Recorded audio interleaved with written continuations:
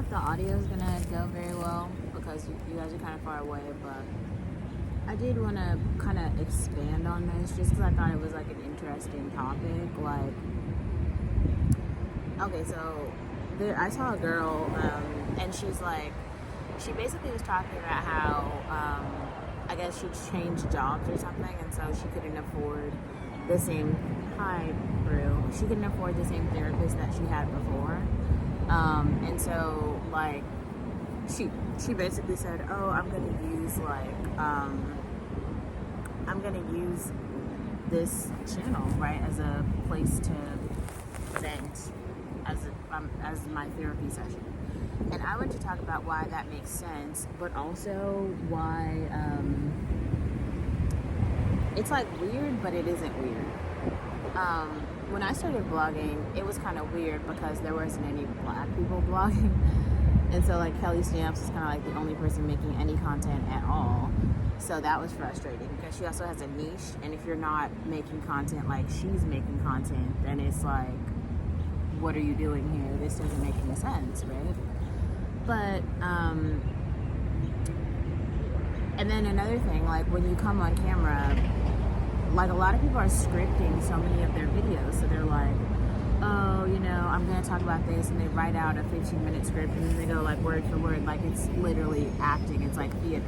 But what if you're actually just coming on talking about like blogging, the whole point of it, like the Emma Chamberlain of it all, and why I feel like we kind of have to point to Emma Chamberlain to be this like person who introduced the concept and made it real. She made it like a talking point in like the normal parts of America that you don't see very often, because it is weird, right? Like normally you just like call a friend, call a family member, call somebody that you know in real life, and then be like share all your feelings or whatever with them. But what if you're not doing that? What if you're just like talking to your subscribers, okay, about the shit that's going on with you? And even what if you have like a low subscriber count? So then it's like maybe you're talking to like, it's not, how can you describe it? Like, the concept is strange. It's like, it's a strange, it's a strange concept, but at the same time, like, I feel like more people are starting to understand it. But let's go back to why the nuance of it and why actually it might not be that strange for some of us.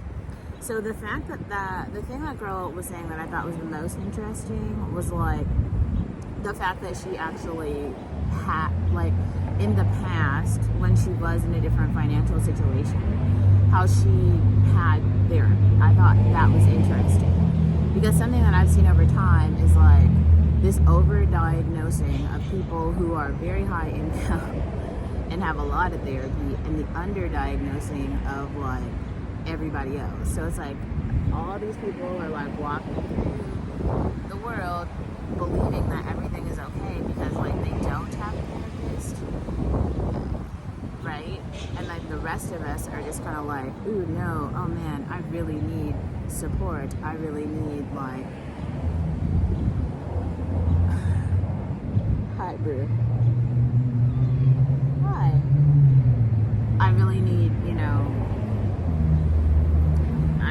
guidance is kind of what I'm thinking about. So I think she said in that video, I already have so much privilege. I have so much privilege. I think I watched one of her videos and she talks about how she went like to go live back with her parents or something, and how she is getting back on her feet, but like right now she isn't.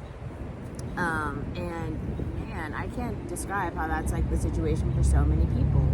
Like even for myself, I think I spent like 2 years basically in like really intense talk therapy, and that was especially in a time where if I have to think relatively, I was probably making as much money as I'm making now, which is kind of high compared to others.